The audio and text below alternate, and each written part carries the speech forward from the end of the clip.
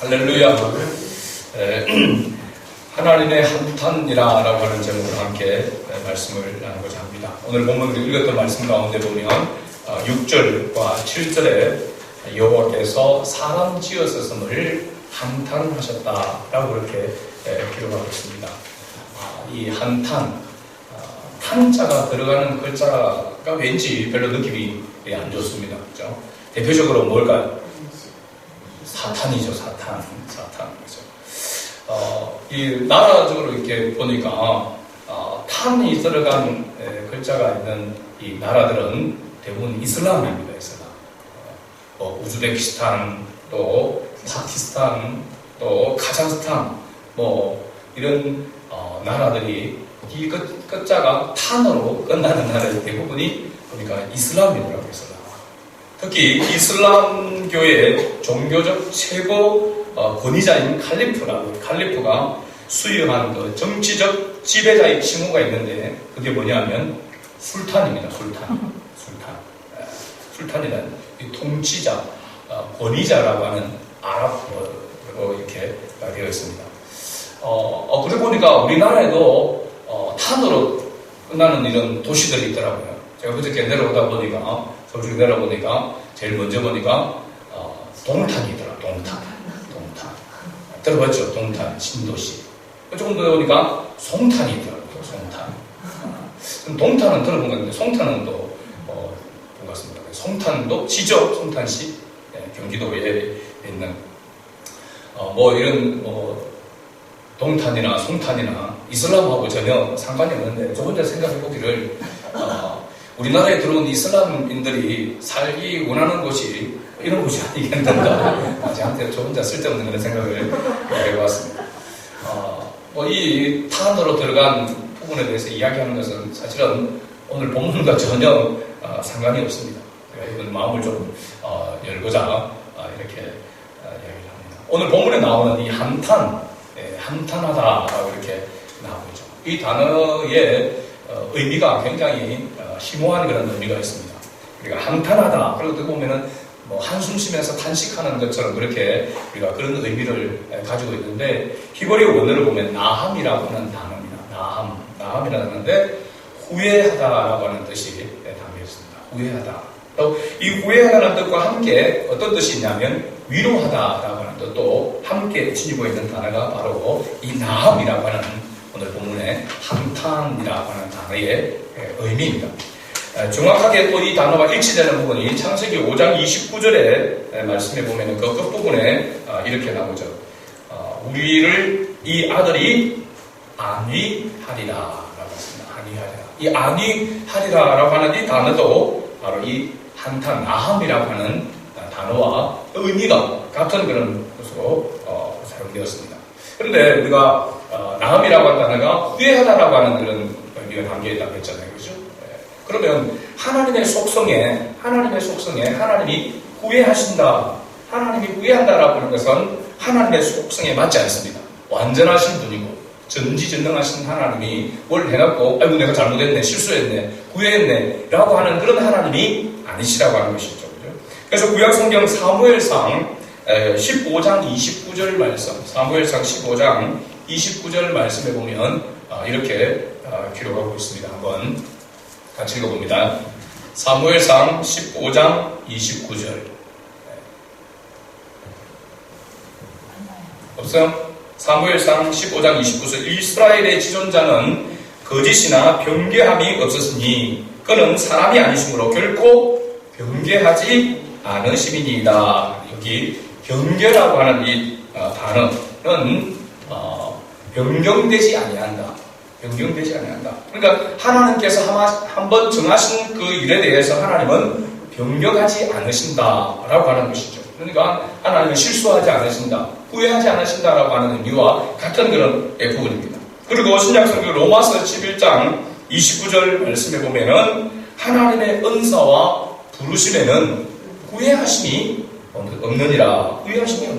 분명히 그렇게 말씀하고 있죠. 당연한 것이죠. 하나님의 은사와 부르심에는 하나님이 불렀는데 내가 잘못 부른 거 아닌가. 그런데 성경에 우리가 보면은 이 사무엘상 15장 35절에 보면 하나님이 하겠다라고 하는 단어가 나옵니다. 사무엘상 15장 35절 말씀에 보면 여호와께서 사울을 이스라엘 왕으로 삼으신 것을 후회하셨더라 라고 그렇게 말씀하고 있는 기록이 나옵니다. 근데 여기 후회한다라고 하는 단어의 뜻이 바로 뭐냐면 나함이라고 하는 한탄하다라고 하는 단어와 같은 뜻입니다. 그래서 하나님의 한탄이라고 하는 것은 인간의 비극적 타락에 대해 가지시는 하나님의 안타까운 심정을 인간의 측면에서 묘사한 말이 바로 이 한탄하다라고 하는 그런 뜻입니다. 바로 이 한탄하다, 본문에 나오는 한탄하다라고 하는 뒤에 나오는 말이 뭐냐면 마음에 근심하시고, 하나님이 근심한다라고 하는 것은 이게 또 맞지 않잖아요. 이거 하나님의 마음에 근심하시고라고 하는 이 말을 직역해보면은 그의 마음에 새겼다라고 하는 그런 뜻을 가지고 있습니다. 이 표현도 인간의 비극적인 타락 상황을 보신 하나님께서는 그것이 마음 깊숙이 새겨져서 도저히 지울 수 없는 그런 극심한 아픔을 느끼셨다라고 하는 하나님의 그런 어떻게 보면 비통한 그러한 마음이 바로 담겨져 있는 인간적인 그런 표현으로 담겨져 있는 것이죠. 하나님은 신이신데 하나님이 뭐 근심하고 걱정하시겠습니까? 그렇지 않잖아요. 그렇죠? 그러니까 하나님이 우리를 향하여 하나님의 사람을 향한 안타까움, 하나님이 지으신 피조물을 향한 그런 안타까운 그런 마음을 바로 이렇게 표현해 놓은 것입니다. 바로 우리가 잘 아는 누가복음 15장 탕자의 이야기가 나오죠. 그죠? 누가복음 15장 보면은 집을 떠난 탕자가 돌아오기를 기다리는 그 아버지의 그 마음, 그리고 그 아들이 모든 것을 탐진하고 돌아올 때에 그 아들을 맞이하는 그 안타까워하는 아버지의 그 마음이 바로 이 한탄하다라고 하는 이 단어에 포함되어 있는 뜻이라고 하는 사실입니다. 자, 그렇다면 왜 여호와 하나님께서 이렇게 사람 지으셨음을 한탄하셨을까? 1절과 2절에 보면은 사람이 땅 위에 번성하기 시작할 때에 그들에게서 딸들이 나니 하나님의 아들들이 사람의 딸들의 아름다움을 보고 자기들이 좋아하는 모든 여자를 아내로 삼는지라 했습니다. 이렇게 읽어볼 때에 특히 이렇게 잘못될 만한 이것으로 인해서 하나님께서 한탄하시고 결국 그것이 심판으로 이어지는 그런 모습으로 나타나게 되는데 이게 뭔 그렇게 큰 잘못인가? 우리가 노아 홍수 전에 사람들이 먹고 마시고 장가가고 시집가고 하는 그것이 하나님께서 심판에 대한 조건이라고 했습니다. 그건 뭐냐면 하나님을 떠나서 자기 마음대로 살아가는 그 모습이 하나님 보시기에는 심판의 조건이 된다라고 하는 것을 분명하게 경고했습니다. 그런데 여기에 보면은 우리가 사람의 모여지는 그 공동체, 그 사회를 이루기 위해서는 가장 먼저 기초적인 공동체가 바로 가정입니다. 가정. 그 가정을 이루는데, 가정을 세우는데 가장 먼저 가정을 세우는 가운데서 이 가정이 어떤 기준으로 세워지는가라고 하는 것, 또 어떻게 세워지는지에 따라서 하나님께서는 한탄하시고 심판하시는 그러한 이유가 되기도 한다는 사실입니다. 여기 보면 사람의 딸들이 나오고 하나님의 딸들을 서로 대조해서 표현하고 있는 것을 우리가 발견할 수 있습니다. 사람의 딸들이라고 하면 당연히 피조물인 인간을 통하여서 태어난 그러한 딸들이라고 이렇게 이야기합니다. 그런데 하나님의 아들들이 누구를 말하는 것인지에 대해서는 이렇게 확실하게 어떤 존재인지에 대해서 여러 가지 견해가 이렇게 있습니다. 그래서 견해들을 보니까 이 하나님의 사람들은 천사들이다 라고 이야기합니다. 가끔 우리가 성경 구약성에 보면 천사가 사람의 모습으로 나타나는 경우도 있잖아요. 그죠? 아브라함에게 찾아왔었을 때에 또 롯에게 찾아왔던 그런 천사. 그죠? 네. 그런 견해도 있고 또 다른 건 신의 아들들이라고 하는 그런 견해도 있습니다. 여러 가지 그런 견해들을 보니까 이거다라고 이렇게 본문에서 확실하게 말할 수 있는, 정확하게 이것이다라고 이렇게 취할 수 있는 그런 견해가 없다라고 하는 그런 생각이 듭니다. 그래서 굳이 우리가 성경을 해석함에 있어서 분명하게 말하고 있지 않는 것을 억지로 해석하는 것은 또 잘못될 그런 가능성이 있기 때문에 이러이러한 견해들이 있다라고 하는 것만 알고, 그런데 그렇다면은 분명하게 하나님께서 말씀하고 있지 않다라고 한다면은 뭔가 다른 목적으로 이 의미로 사용되어졌다라고 이렇게 볼 수 있는 것입니다. 그래서 문맥에서 보면은 무엇을 말하고 있는가? 이 사람의 하나님의 아들들을 어떤 의미로 사용하고 있는지를 봅니다. 2절에 보니까 하나님의 아들들이 사람의 딸들의 아름다움을 보고 자기들의 좋아하는 모든 여자를 아내로 삼는지라 그랬습니다. 여기 아름다움이라고 하는 단어, 아름다움. 이 아름다움이라는 단어가 히브리 원어로 토브라는 단어입니다. 토브. 토브 들어본 것 같지 않습니까? 어디에 나왔습니까? 하나님께서 천지 만물을 창조하시고, 그죠? 하나님이 보시기에 심히 좋았더라. 이 좋았더라라고 하는 단어가 바로 토브입니다. 토브. 그 좋았더라고 하는 의미가 어떤 의미라고 했습니까? 적절하다. 또 아름답다라고 하는 이 의미가 여기에 포함되어 있습니다. 그런데 중요한 것은 하나님의 관점에서 이 토브가 사용될 때는 적절하다, 아름답다라고 하는 이런 표현으로 사용될 수 있는데, 사람의 관점에서 이 토브를 바라볼 때는 약간 부정적인 그런 의미로 사용된다는 것입니다. 영어로 보면은 차밍이라고 하는 단어입니다. 차밍, 그다음에 상품, 차밍이라고 있었습니다. 그 뜻이 뭐냐면 매력적이라고 하는 것이죠. 매력적입니다. 그래서 매력적이라고 하는 뜻이 지금 여기에 사용되어져 있는 사람의 딸들의 아름다움은 바로 여기서는 차밍의 의미로 사용된다라고 하는 것입니다. 똑같은 토브인데 인간의 관점에서 사용되어질 때에, 인간의 관점으로 바라볼 때에 이 토브가 여기에서는 차밍의 의미로, 매력적이다라고 하는 의미로 사용되었는데, 그 매력적이다라고 하는 것은 어떤 의미냐면 외형적인 모습에서의 아름다움을 이야기하고 있습니다. 제가 한번 생각해 보니까, 예를 들어서 길거리에 사람들이 많이 오고 가는 길거리에 10명의 남자들이 있습니다. 서로 이야기를 하고 있습니다. 대화를 하고 있습니다. 그런데 그 옆으로 여러 사람들이 지나가는데 갑자기 그 옆에 김태희가 지나가는 겁니다. 김태희. 제가 왜 김태희라고 이야기하는가 보니까 제가 인터넷 찾아봤어요. 가장 매력적인 아름다운 인기 있는 배우 해보니까 10명이 쭉 나오는데 그 1위가 김태희더라고요. 결혼을 했기 때문에 품절녀가 되어졌지만 그래도 김태희가 지나갈 때에 10명의 남자가 동시에 쳐다보면서, 고개를 돌려서 쳐다보면서 와우 이렇게 감탄을 하게 되는 거죠. 그 10명의 남자는 김태희하고 말도 해본 적도 없고 본 적도 별로 없는데 실물로 지금 왔다는 겁니다. 그 볼 때에 그들이 와 하고 10명이 동시에 고개 들어서 쳐다보면서 와 하는 그 모습이 바로 뭐냐면 차밍입니다. 차밍. 여기서 말하는 매력적이다라고 하는 것이죠. 아름답다라고 하는 것입니다. 그럼 기준이 뭡니까? 김태희가 무슨 성격이 어떻고 성품이 어떻고 상관없이 그 모습으로 보여지는 몸매와 얼굴, 그것만 보고 그냥 매력적이다, 감탄을 하는 그 모습이 바로 오늘 여기 사람의 딸들의 아름다움을 바로 표현한다라고 그렇게 말할 수 있습니다. 자, 이와 같은 기준으로, 외형적인 그런 모습만을 기준으로 하나님의 사람들이 사람의 딸들을 아내로 삼았다라고 이렇게 말하고 있습니다. 이런 기준으로 아내를 삼아서 가정을 이루는 것이 하나님 보시기에 좋았다 안 좋았다? 좋지 않았다라고 하는 것입니다.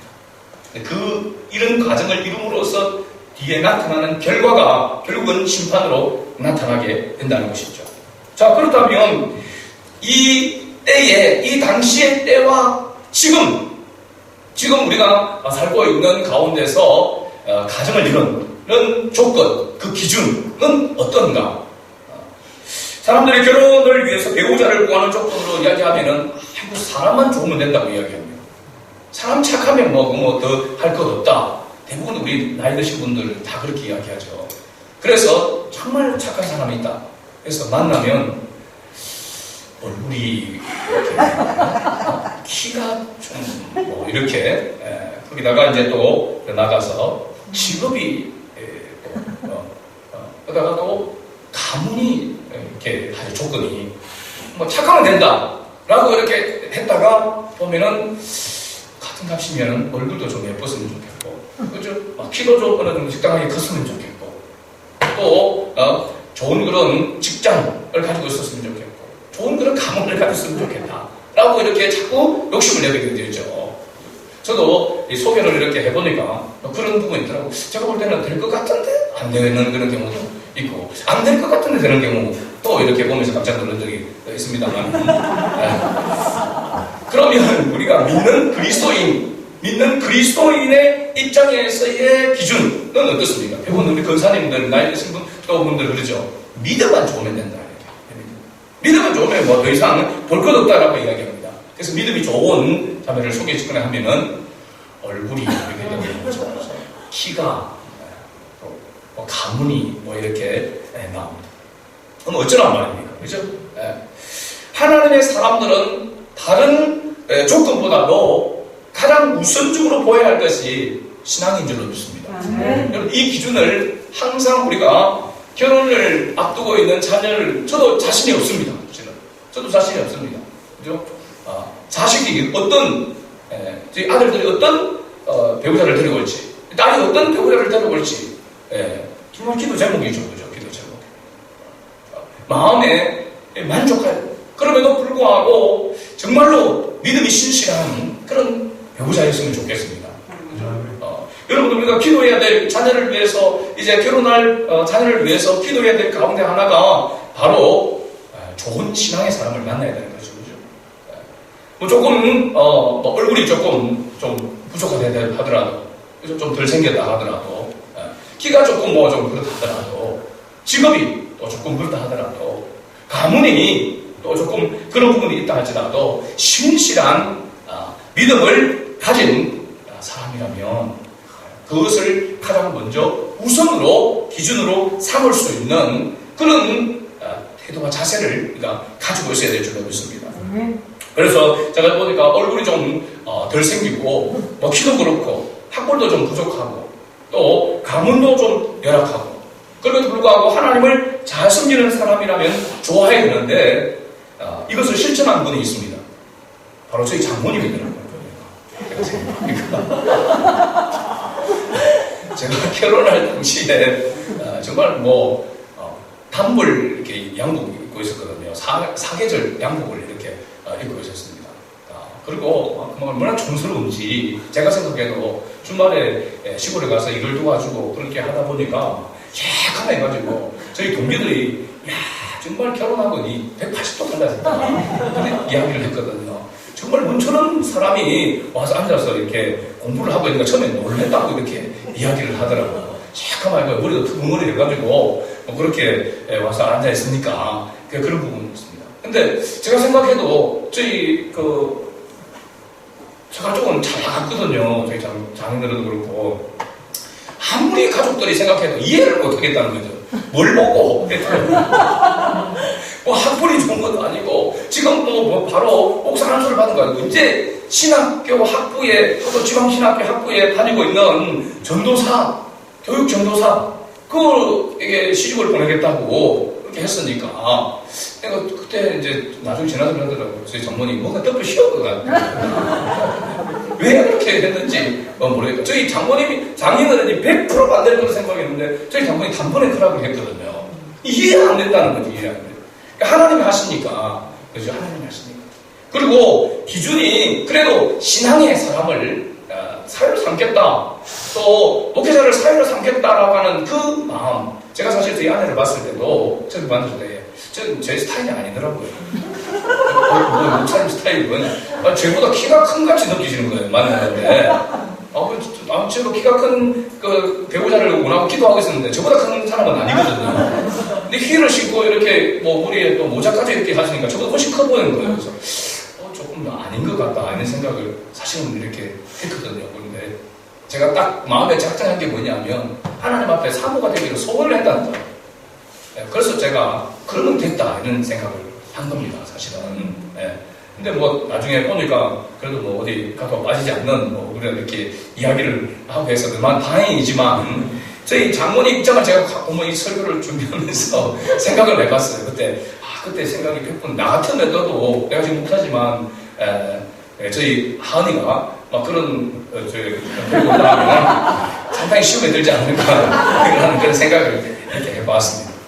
당시 사람들이 외형적인 매력을 기준으로 아내를 삼아서 가정을 이룸으로 인해 가지고 나타나는 그 결과가 어땠는지 오늘 본문 3절에 나오고 있습니다. 3절 같이 읽어볼까요? 여호와께서 이르시되 나의 영이 영원히 사람과 함께하지 아니하리니 이런 그들이 육신이 됩니다. 그러나 그들의 날은 120년이 되리라 하시니라. 아멘.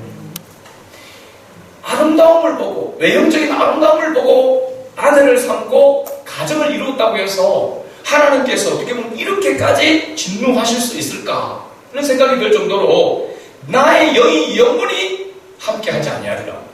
하나님의 영이 함께하지 않는다는 것은 어떤 뜻입니까? 하나님께서 버리셨다라고 하는 것입니다. 버리셨다는 것입니다. 그 다음에 두 번째를 보면 육신이 됩니다. 육신이 됩니다. 육신이 된다라고 하는 것은 앞에서 말하는 하나님의 영이 함께하지 않으니까 그야말로 육신입니다. 육신. 불신자라고 이렇게 말할 수 있습니다. 하나님과 상관이 없는 자가 된다라고 하는 것을 말하고 있습니다. 그 다음에 세 번째는 그들의 날은 몇 년? 120년이 되리라. 그랬습니다. 여기 뒤에 나오는 120년에 대한 그런 견해도 두 가지가 이렇게 나옵니다. 120년에 갈 때 홍수가 나기까지의 남은 기간이 120년으로 이렇게 봅니다. 지금 하나님께서 말씀하고 있는 이 경고잖아요. 이 경고가 이제 실제로 이루어지기까지 홍수가 일어나서 심판의 날까지의 남은 기간이 120년으로 이렇게 본다는 것입니다. 그래서 이 기간이 기회의 때요 하나님의 긍휼의 때라라고 이렇게 보는 거죠. 그 다음에 두 번째 견해는 인간의 수명이 120년으로 단축됨을 말하고 있습니다. 홍수로 인하여서 오존층이 파괴되어서 인간의 수명이 단축되었다라고 보는 견해입니다. 이 두 가지 견해가 설득력이 이렇게 있는데 본문의 문맥상으로 보면은 어느 견해가 맞느냐 하면은 첫 번째 견해가 맞습니다. 그죠? 실제로 보면 지금도 120세 이상 살아가는 사람들도 있잖아요. 그죠? 하나님께서 그냥 약 120년 살겠게 안 하고 120년이라는 이야기하는 거 보니까 분명하게 인간의 수명이 단축되어져 있는, 그리고 모세가 120년을 살았습니다. 그죠? 그런 어떤 부분도 있지만 하나님께서 이 말씀을 하시고 홍수가 이루기까지가 120년의 기간으로 남았다라고 보는 것이 합당합니다. 그래서 우리는 어떻게 보면 이 두 가지 견해를 다 받아들여야 될 그런 태도를 취해야 된다라고 이렇게 말할 수 있습니다. 왜냐하면 지금도 우리가 하나님께서 마지막 종말이 남아있지 않습니까? 심판의 때가 남아있지 않습니까? 그죠? 그 기간 동안 마지막 때 마지막 종말의 기간까지의 지금 남은 기간이 바로 어떻게 보면 120년과 같은 이 기회의 기간이고 하나님의 긍휼을 입을 수 있는 그런 기간이라 이렇게 말할 수 있는 것이죠. 그래서 우리가 더 깨어서 준비해야 된다. 그리고 하나님께로 돌이켜야 되고 아직 복음을 듣지 못하는 사람을 하나님께로 돌이키도록 해야 할, 그리고 우리 그리스도인들에게는, 구원받은 자들에게는 사명의 시간이다 라고 이렇게 말할 수 있는 것이죠. 지난 주 월요일 날 노예를 하는 가운데서 우리 노예 안에 또 그리고 우리 교단적으로도 총회장을 여기신 연로하신 목사님께서 나오셔서 이렇게 말씀하셨습니다. 코로나로 인하여서 실제로 이렇게 성찬을 이렇게 생략을 이렇게 했습니다. 지난번에도 그렇게 하기는 했는데요. 이 성찬을 생략하는 이 부분에 대해서 굉장히 못마땅해 하시고 질타하시는 그런 말씀을 하셨는데 일정 부분 굉장히 수긍이 되어지고 목회자로서 또 이렇게 회개가 되는 그런 부분들이 있었습니다. 이 목사님이 이렇게 말씀하셨습니다. 코로나에 대하여 가슴을 치며 회개하는 교회와 성도들은 많이 없고 어떻게 하든지 코로나가 빨리 떠나가기를 위해서 기도하는 그 기도만 더 많은 교회, 그런 성도들의 모습을 본다라고 하면서 안타까워했습니다. 성경에 사실은 전염병은 하나님께서 그냥 유행 따라 주신 것이 아니죠. 이 전염병이 임할 때는 반드시 하나님의 징계로 전염병이 임하였다라고 하는 것을 우리가 성경의 역사 속에서 우리가 발견할 수 있습니다. 그러니까 이 코로나라고 하는 이 전염병이 이 창궐하게 되어지는 가운데에서는 가장 먼저 특별히 하나님의 자녀들은 먼저 해야 될 그 일들이 하나님 앞에 가슴을 치며 회개하는 것이 먼저 있어야 된다는 사실입니다. 우리가 불편하고 힘들고 여러 가지로 열악해지니까 빨리 떠났으면 좋겠다고 해서 코로나가 빨리 물러가기를, 떠나가기를 위해서도 기도해야 되겠지만 그보다 더 우선적이고 더 중요한 것은 하나님 앞에 돌아가야 한다는 사실입니다. 회개해야 된다라고 하는 것을 말하고 있어요. 그래서 회개의 영을 부어달라고 우리가 기도해야 하는 그런 우리들에게뿐만 아니라 우리 가정에 또 이 나라의 민족에 또 열방에 하나님의 영이 임하여서, 그죠? 하나님 회개의 영이 임하여서 회개하고 주의 도움을 얻고 주께로 돌아오는 그런 역사가 일어나도록 기도해야 된다라고 하는 그렇게 말씀하시는 그 부분을 두고 굉장히 이렇게 공감을 이렇게 하게 되었습니다. 코로나로 핑크만 되어서는 안 되겠다. 그러면서 그 목사님이 비대면 예배라는 것은 없다. 비대면 예배라는 것은 없다. 하나님 앞에서, 우리가 하나님 앞에서 예배를 드리는 것이 비대면이라고 하는 예배가 성경에 어디 있느냐라고 이렇게 질타하시는 그런 모습을 들으면서 어떤 부분 공감하는 그런 마음이 들었습니다. 그래서 우리가 하나님 앞에서 우리의 잘못을 회개하고 하나님의 이 긍휼의 때가 바로 회개할 수 있는 그런 기회의 때다라고 하는 것을 우리가 꼭 기억해야 될 줄로 믿습니다. 이것이 어떻게 보면 교회에 이 시대에 주신 사명이고 모든 우리 그리스도인에게 주신 사명이다라고 이렇게 말할 수 있죠. 하나님의 아들들이 사람의 딸들의 아름다움을 보고 자기들이 좋아하는 모든 여자를 아내로 삼게 될 때 나타나는 그 결과, 두 번째는 바로 뭐냐면 그들의 후손들입니다. 후손들. 4절 말씀에 보면은 당시의 땅에는 네필림이 있었고 그 후에도 하나님의 아들들이 사람의 딸들에게로 들어와 자식을 낳았으니 그들은 용사나 고대의 명성이 있는 사람들이었더라 라고 이렇게 기록하고 있습니다. 여기 네필림이라는 단어는 히브리어로 나팔이라고 하는 단어인데요, 떨어지다 라고 하는 이 단어에서 파생된 말로서 어떤 부분에서는 처음에는 몬스터, 괴물이라고도 이렇게 했습니다. 그런데 70인역이라고 하는 볼게이트 번역, 70인역 번역에는 보면 이 네필림을 뭐라고 번역을 했냐면은 장구라고 번역을 했습니다. 장구. 그래서 오늘 본문 4절에 보면은 용사라고 이렇게 이야기했죠. 용사. 그죠? 장구, 용사라고 하는 그런 또 의미와 같습니다. 거인이라고도 이렇게 표현을 합니다. 당시 이 네필림의 후손들이 가나안 땅에도 존재했다는 걸 우리가 알 수 있죠. 그죠? 가나안 땅을 정탐하고 들어온 이들이 보고하는 그 내용이 민수기 13장 32절에서 33절 말씀에 기록되어 있는데, 이스라엘 자손 앞에서 그 정탐한 땅을 악행하며 이르되 우리가 두루 다니며 정탐한 땅은 그 거주민을 삼키는 땅이요 거기서 본 모든 백성은 신장이 키가 장대한 자들이며 거기서 네필림 후손인 아낙 자손의 거인들을 보았나니, 거인이라고 이렇게 표현을 하고 있습니다. 우리는 스스로 보기에도 메뚜기 같으니 그들이 보기에도 그와 같았을 것이니라.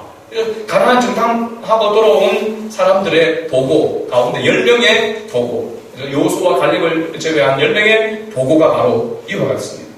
그 당시 이 네필림, 바로 그 아낙 자손들을 얘기할 때에 그 키가 어느 정도 되느냐면 2m 40에서 70으로 이렇게 봅니다. 2m 40에서 70. 그러면 그런 사람들 흔히 보기 힘듭니다. 어떤 분이 서장훈이 보고 깜짝 놀랐다고 이렇게 이야기를 실제적으로 보면 그렇게 농구 선수들. 근데 대부분 이렇게 장대하면은 힘을 쓰거나 이게 거동하기가 사실은 쉽지 않습니다. 그죠? 그런데 여기에 성경에 나오는 이 네필림은 바로 뭐냐면 강호동과 서장훈이를 합쳐놓은 것과 같은 그런 모습이라는 거죠. 그러니까 뭐냐면 용사가 되는 것입니다. 왜 이 모습을 이야기를 하고 있느냐 하면은 이렇게 힘이 세니까 자기들 마음대로 얼마든지 할 수 있는 그런 권력과 힘을 소유하게 되어지는 것입니다. 자기 마음대로 마치 힘 있는 조폭들이 법을 무시하고 자기 마음대로 그렇게 사는 것처럼 해서 짐승 같은 그런 삶을 본능을 쫓아서 자기 하고 싶은 대로 마음대로 해버리는 그 모습이 바로 이 네필림이라고 하는 이 사람들이 가지고 있었던 그런 모습이다라고 하는 것입니다. 그래서 5절에 보면 여호와께서 사람의 죄악이 세상에 가득함과 그의 마음으로 생각하는 모든 계획이 항상 악할 뿐임을 아시고, 여기 악하다고 하는 것 가장 중요한 게 바로 뭐냐면 자기 마음대로 하는 것입니다. 법을 무시하고, 특히 하나님의 법을 무시하고 자기 마음대로 자기 본능대로 짐승처럼 살아가는 그런 모습을 보고 하나님께서 땅 위에 사람 지으셨음을 뭐 하셨다? 한탄하셨다. 또 마음에 근심하셨다. 그렇게 말씀하고 있는 것입니다. 그리고 7절에 이르시되 내가 창조한 사람을 내가 주변에서 쓸어버리되 사람으로부터 가축과 기는 것과 공중에서까지 그리하리니 하나님께서 만드신 창조한 것 피조물들을 하나님께서 다 쓸어버리겠다라고 이렇게 말씀하고 있습니다. 이 쓸어버리겠다라고 하는 이 단어 속에 심판이 바로 보여지게 되고 어떤 심판인가? 홍수 심판이지, 그죠? 홍수 심판으로 심판하실 것이라고 하는 그 바로 암시가 이 썰어버리겠다라고 하는 단어 속에 포함되어져 있습니다. 이 원어로 보니까 씻다, 지워버리다, 닦아내다 라고 하는 그런 뜻입니다. 그래서 하나님께서 물로서 깨끗이 썰어 세상을 심판할 것임을 바로 시사해주는 표현이며 완전한 파멸을 바로 말하고 있는 것을 봅니다. 이러한 하나님의 심판의 경고지만 이 심판과 함께 하나님은 긍휼과 자비를 베푸시는 하나님이시다라고 하는 것을 말해주고 있습니다. 그래서 하나님의 심판에는 반드시 하나님의 자비가 함께 움직이고 있다. 함께 담겨져 있다라고 하는 것을 우리가 성경을 통해서 볼 수 있죠. 하나님의 심판과 자비는 이렇게 우리가 예로 설명을 할 수 있습니다. 밤늦게 들어오는 자녀가 있습니다. 외출만 했다면 너무 늦게 들어오는 겁니다. 그래서 도저히 안 되겠다라고 해서 어느 날 자녀 불러놓고 부모가 이제 약속을 하는 겁니다. 네 앞으로 외출해서 10시 넘어서 들어오면 네 용돈의 절반을 깎겠다. 그리고 해초리 5대. 이렇게 해서 서로 약속을 했습니다. 그래서 약속을 잘 지키다가 어느 날 10시가 가까이 되었는데도 불구하고 자녀가 들어오지 않는 겁니다. 그러면 부모는 됐다. 드디어 기회가 왔구나. 이제 용돈을 절반을 줄이고 이제 어느 해초리를 가지고 어떻게 이렇게 때릴까? 막 그러면서 설레이는 마음으로 기다리는 그런 부모가 있다면 약간 사이코겠죠. 그죠? 일반적으로 정상적인 부모라고 한다면 어떻겠습니까? 10시가 다 되어 초조하다면 도대체 무슨 일이고 왜 이렇게 빨리 안 들어오는가? 걱정하겠습니다. 용돈을 절반 줄이겠다, 회초리를 떼겠다라고 하는 그게 아니라 자녀에 대한 걱정이 앞서는 것이죠. 혹시 무슨 일이 있는 건 아닌가? 그렇죠? 그러면서 초조하게 걱정하면서 기다리는 것이 어떻게 보면 정상적인 부모의 그런 모습이라고 할 수 있겠죠. 바로 이와 같은 모습이 바로 하나님께서 심판하시는 그 심판 속에 담겨져 있다는 사실입니다. 우리 사람은 악하여서 때로는 회초리를 들고 오늘 맛을 봐라 그러면서 좋다 용돈도 안 해도 많이 줘가지고 지금 막 마음이 아픈데 절반을 줄이고 오늘 날 잡았다. 이런 부모도 있을 수 있을 것입니다. 그렇죠? 그러나 하나님은 그렇지 않다는 사실입니다. 하나님은 심판의 매를 드는 동시에 상처를 치유하고 회복시킬 수 있는 그런 마음을, 긍휼과 자비의 마음을 가지고 계시는 분이시다.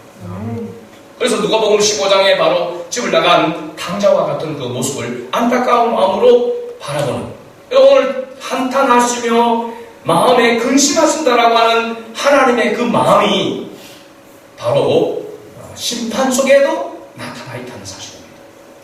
그래서 오늘 말씀 가운데서 우리가 8절 말씀에 보면은 그러나 했습니다. 그러나 성경에 항상 이렇게 보면 그러나라고 이렇게 하나님이 경고하고 나서 그러나라고 할 때에 하나님께서 긍휼과 자비를 베푸신 것을 봅니다. 그러나 노아는 여호와께 은혜를 입었더라라고 이렇게 말씀하고 있습니다. 노아는 하나님께 은혜를 입었다라고 하는 것은 하나님의 그 심판 속에서도 하나님의 긍휼과 자비함을 하나님께서는 베푸시겠다라고 하는 것을 말씀해 주고 있는 것이죠. 사랑하는 성도 여러분, 우리가 이 땅을 살아가는 삶 가운데에서 우리의 기준은 하나님의 말씀에 있어야 될 줄로 믿습니다. 그래서 성경을 다른 말로 할 때에 스탠다드라고 하는 것입니다. 표준이다. 우리의 삶의 표준임. 그리고 정경이다. 올바른 우리의 가는 길을 비춰주는 등불이다. 라고 그렇게 말씀하고 있는 것입니다. 혼탁해져 가고 있습니다. 사람들은 끊임없이 자기중심, 이기적인 삶을 살아가고 있고 본능을 쫓아서 살아가기를 원하는 그런 시대 속에 가고 있고 점점점 그런 모습들이 더 해가는 그런 시대 속에 있습니다. 그럼에도 불구하고 하나님의 자녀인 우리는 우리의 기준을 세상의 기준에 두지 말고 하나님께 두어야 한다는 사실입니다. 우리가 아내를 삼고 배우자를 또 가정을 이루는 그 가운데서의 우리에게 있어서의 기준은 하나님이어야 한다는 사실입니다. 하나님의 법이어야 한다는 사실입니다. 이것을 잃어버리게 되어질 때에는 하나님과 함께하지 않는 삶으로 나가게 되어지고 하나님과 함께하지 않는 그런 삶은 악행을 행하는 삶이 되어지고 결국은 그 악행을 인하여서 하나님의 진노를 받을 수밖에 없다라고 하는 것을 이 말씀을 통해서 오늘 우리에게 경고하고 있습니다. 그럼에도 불구하고 하나님은 우리에게 언제나 긍휼과 자비를 베푸신다는 것이죠. 하나님의 영이 우리와 함께 될 줄로 믿습니다. 하나님의 영이 우리와 함께 하고 있는 줄로 믿습니다. 여기에 있는 우리 모두는 그렇죠? 그 하나님의 영이 우리를 인도하고 그 말씀 인도하는 걸 따라서 우리가 순종하며 살아갈 때에 우리는 세상을 거스려 살아가는 자가 되는 것이고 아직도 긍휼의 때에 아직도 구원의 기회가 남아있는 이 때에 우리가 하나님 앞에 사명자로 쓰임받게 되는 줄로 믿습니다.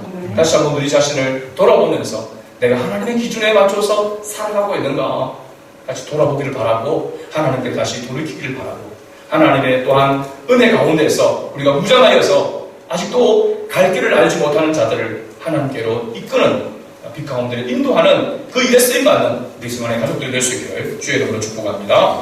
아멘.